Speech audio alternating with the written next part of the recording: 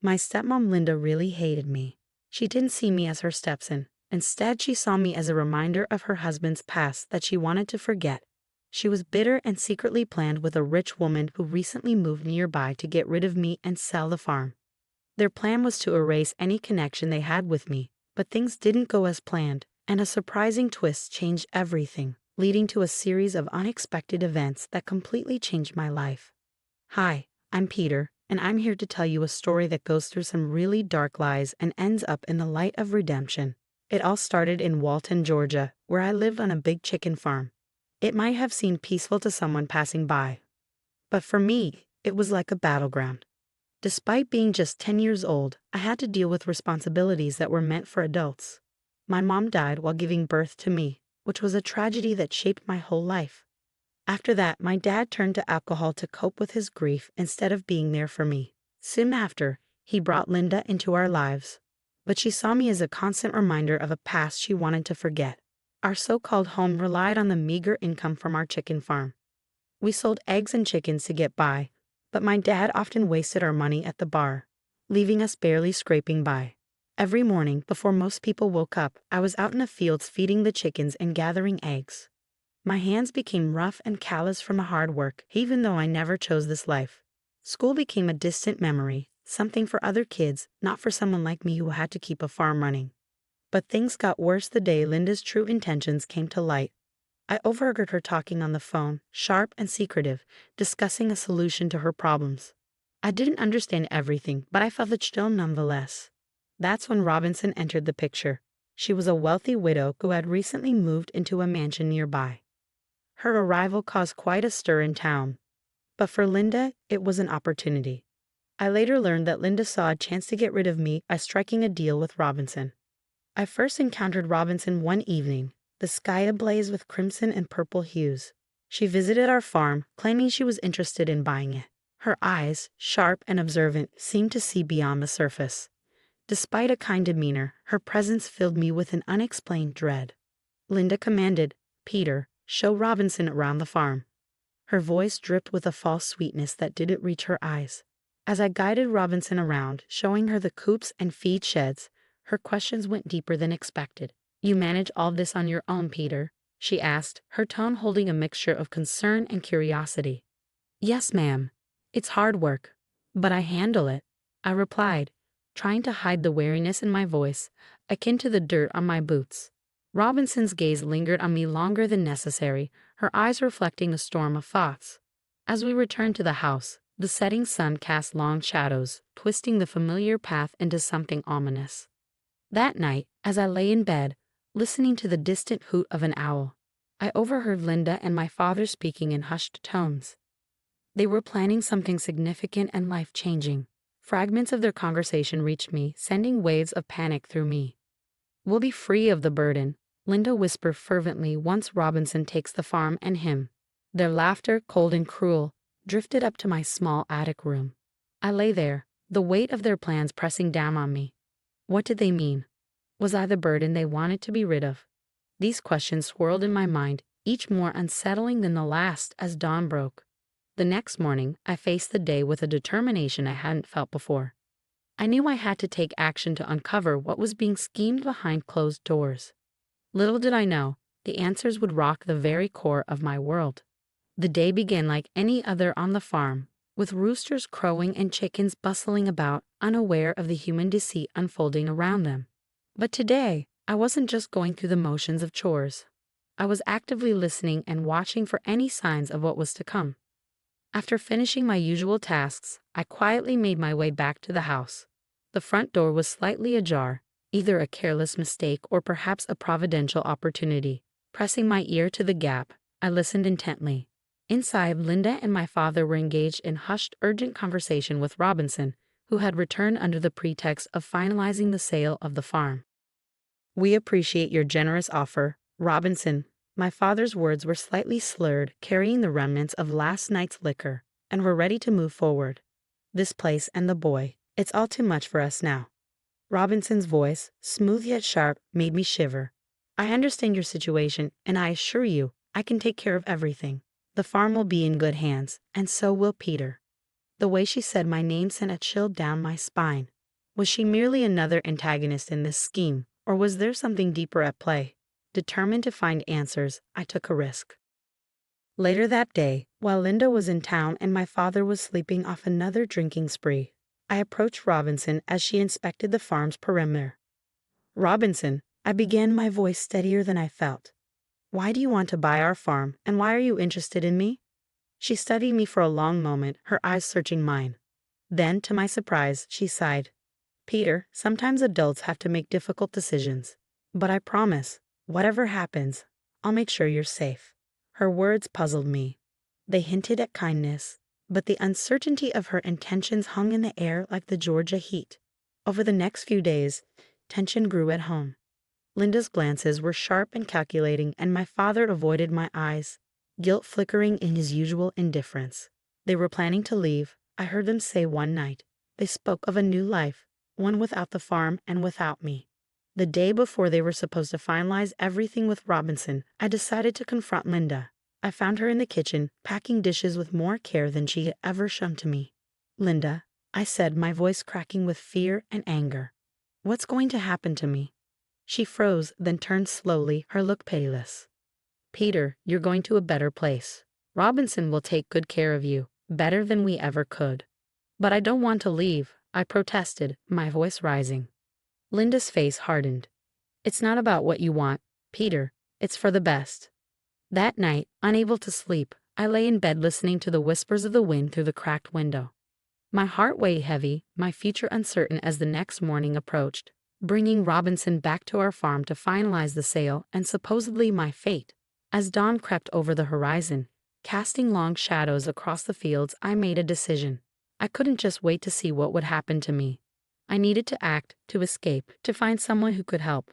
But just as I was about to sneak out, a car rolled up the driveway. It wasn't just any car, though. It was a police cruiser. Suddenly, everything changed. The doors opened, and two stern-faced officers stepped out, followed by Robinson, determination etched on her face. I was as confused as anyone by the police arriving at our doorstep, my heart pounding with uncertainty.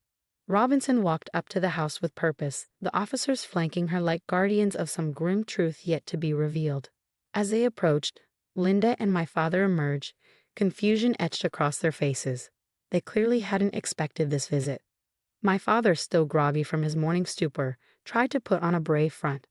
"Officers, what brings you to our humble home so early?" he asked, his voice cracking under the strain. "We received a call concerning the welfare of a minor and potential fraudulent activities related to the sale of this property," one of the officers announced. The world seemed to stop spinning for a moment as their words sank in.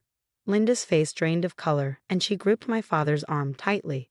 I watched from my hiding spot behind the doorway, my curiosity battling the waves of fear crashing inside me. Robinson caught my eye and gave a slight nod, as if to reassure me, but her expression was serious, all business. "Peter," she called out, her voice steady and clear. "Could you please come here?" With legs that felt like they were made of lead, I stepped forward, joining the adults under the scrutinizing gaze of the law. "Peter, have your guardians discussed any plans about your future with you?" the other officer asked gently. I glanced at Linda and my father, their faces a mix of fear and guilt. Taking a deep breath, I voiced the truth. They said I'd be going to live with Robinson because they couldn't take care of me anymore. But I don't know what they meant by that. The officers exchanged a look, and Robinson spoke up. "I never intended to take Peter away without his consent or legal proceedings. I was here to discuss buying the farm. But when I learned about the child's situation, my concerns grew. I contacted you because I feared for his safety and well-being." The officers nodded, turning their attention back to Linda and my father. "We need to check some documents and have a longer conversation about Peter's custody and your financial dealings," one officer said, motioning for them to lead the way inside. As they walked into the house, Robinson stayed behind for a moment with me. "Peter, no matter what happens today, I want you to know that my home is always open to you, and not because of any deal, but because you deserve a safe and loving environment." Her words felt like a warm blanket around my shivering shoulders. I nodded, not fully understanding the legal intricacies, but feeling a glimmer of hope amidst the chaos. Inside, the officers begin their questioning, pulling out documents that Linda and my father fumbled to explain. It became apparent that there were inconsistencies and possible forgeries in the paperwork related to the farm sale. As the officers dug deeper, Linda's facade finally cracked. It was all his idea, she confessed. Linda burst out, pointing a trembling finger at my father. He wanted to sell the farm and get rid of the kid. I just went along with it. My father, his face now a mask of despair, looked at me, his eyes finally meeting mine. Peter, I'm sorry.